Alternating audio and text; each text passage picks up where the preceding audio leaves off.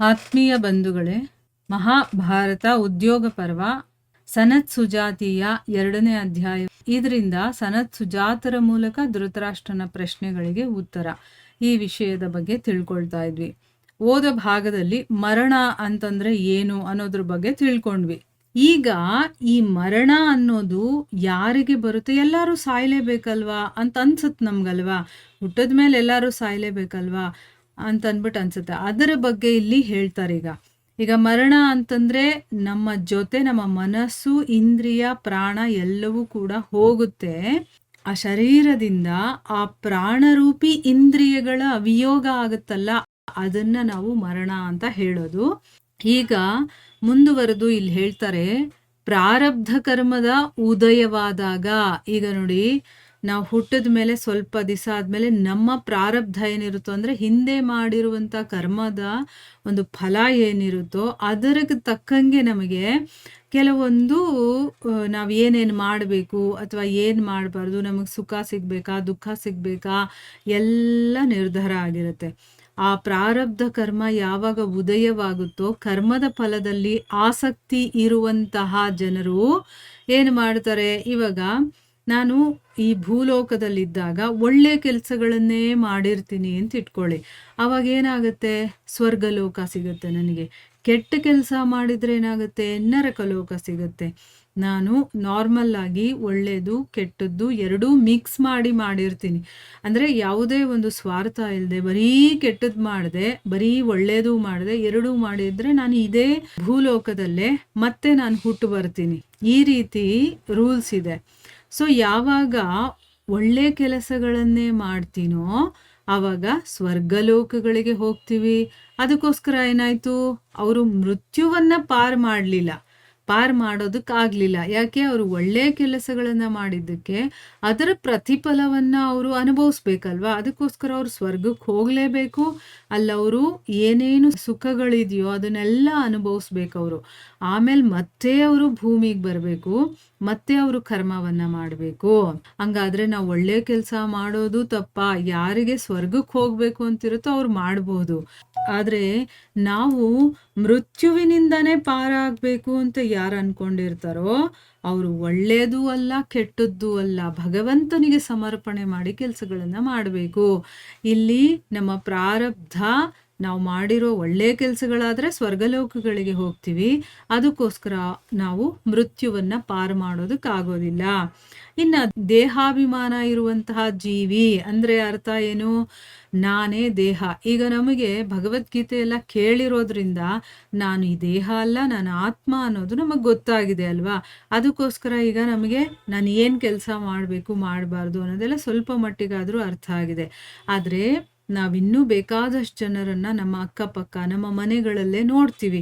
ಅವರಿನ್ನೂ ನಾನು ಅಂತಂದರೆ ಈ ದೇಹ ಅಂತಲೇ ಅಂದ್ಕೊಂಡಿರ್ತಾರಲ್ವ. ಅಂಥವರನ್ನು ದೇಹಾಭಿಮಾನ ಇರುವಂತಹ ಜೀವಿ ಅಂತ ಹೇಳ್ತಾರೆ. ಆ ಜೀವಿ ಏನು ಮಾಡ್ತಾನೆ, ಪರಮಾತ್ಮನ ಸಾಕ್ಷಾತ್ಕಾರದ ಉಪಾಯ ಗೊತ್ತಿಲ್ಲದೆ ಇರುವ ಕಾರಣ, ಅಂದರೆ ಅವನಿಗೆ ನಾನು ಆತ್ಮ ಅನ್ನೋದೇ ಗೊತ್ತಿಲ್ಲ ಅಂತಂದಮೇಲೆ ಇನ್ನು ಪರಮಾತ್ಮನ ಬಗ್ಗೆ ಎಲ್ಲವನು ಯೋಚನೆ ಮಾಡ್ತಾನೆ? ಅಥವಾ ಆ ಪರಮಾತ್ಮನ ಸಾಕ್ಷಾತ್ಕಾರವನ್ನು ನಾನು ಮಾಡ್ಕೋಬೇಕು ಅನ್ನೋದ್ರ ಕಡೆ ಅವನ ಗಮನ ಎಲ್ಲಿ ಹೋಗುತ್ತೆ? ಇಲ್ವೇ ಇಲ್ಲ. ಅವನಿಗೆ ಆ ಉಪಾಯ ಕೂಡ ಗೊತ್ತಿರೋದಿಲ್ಲ. ಆ ಕಾರಣದಿಂದ ಏನಾಗುತ್ತೆ, ಭೋಗದ ವಾಸನೆಯಿಂದ, ಅಂದರೆ ಎಲ್ಲ ಕಡೆನೂ ಅವನಿಗೆ ನಾನು ಚೆನ್ನಾಗಿ ಭೋಗಿಸ್ಬೇಕು, ಇದು ನನಗೆ ಬೇಕು ಅನ್ನುವಂಥ ಒಂದು ಆ ಭೋಗದ ವಾಸನೆ ಇರುತ್ತಲ್ಲ, ಅದರಿಂದ ಏನಾಗುತ್ತೆ, ಬೇರೆ ಬೇರೆ ರೀತಿಯ ಯೋನಿಗಳಲ್ಲಿ ಅವನು ತಿರುಗಾಡ್ತಾ ಇರ್ತಾನೆ. ಒಂದು ಜನ್ಮ ಆದಮೇಲೆ ಇನ್ನೊಂದು ಜನ್ಮ, ಇನ್ನೊಂದು ಜನ್ಮ ಆದಮೇಲೆ ಇನ್ನೊಂದು ಜನ್ಮ. ಇದನ್ನು ಚೆನ್ನಾಗಿ ಅರ್ಥ ಮಾಡ್ಕೋಬೇಕು ನಾವು. ಏನು ಅಂತಂದರೆ, ನಾವು ಎಲ್ಲಿವರೆಗೂ ಭಗವಂತನ ಕಡೆ ಮುಖ ಮಾಡೋದಿಲ್ವೋ, ಅಂದರೆ ಅರ್ಥ ಏನು, ಈಗ ನಾವು ಭಗವಂತನ ನೋಡ್ತೀವಲ್ವಾ, ಭಗವಂತನ ಕಡೆ ಮುಖ ಮಾಡಿದ್ದೀವಲ್ವಾ ಅಂತ ಅಂದ್ಕೊಳ್ಳೋದಲ್ಲ. ನಮ್ಮ ಬುದ್ಧಿಯಿಂದ ನಾನು ಭಗವಂತನನ್ನು ಆರಾಧಿಸ್ಬೇಕು, ಭಗವಂತನಿಗೆ ನಾನು ಶರಣಾಗತಿ ಆಗಬೇಕು, ಅವನ ವಿಷಯ ತಿಳ್ಕೋಬೇಕು, ನಾನು ಅವನ ಹತ್ರ ಹೋಗಬೇಕು ಅನ್ನೋ ರೀತಿ ನಮ್ಮ ಮನಸ್ಥಿತಿ ಯಾವಾಗವರೆಗೂ ಚೇಂಜ್ ಆಗೋದಿಲ್ವೋ ಅಲ್ಲಿವರೆಗೂ ನಾವು ಈ ಜನನ ಮರಣ ಚಕ್ರದಲ್ಲಿ ಬರ್ತಾ ಇರಬೇಕು, ಹೋಗ್ತಾ ಇರಬೇಕು, ತಿರುಗಾಡ್ತಾ ಇರಬೇಕು. ಆಯ್ತಾ? ಈ ರೀತಿ ಯಾರು ವಿಷಯಗಳ ಕಡೆ ಬಾಗ್ತಾನೋ ಅವನು ಅವಶ್ಯಕವಾಗಿ ಮಹಾಮೋಹದಲ್ಲಿ ಹಾಕುವವನಿದ್ದಾನೆ. ಅಂದ್ರೆ ಅವನು ಮಹಾಮೋಹದಲ್ಲಿ ಸಿಕ್ಕಾಕೊಳ್ತಾನೆ.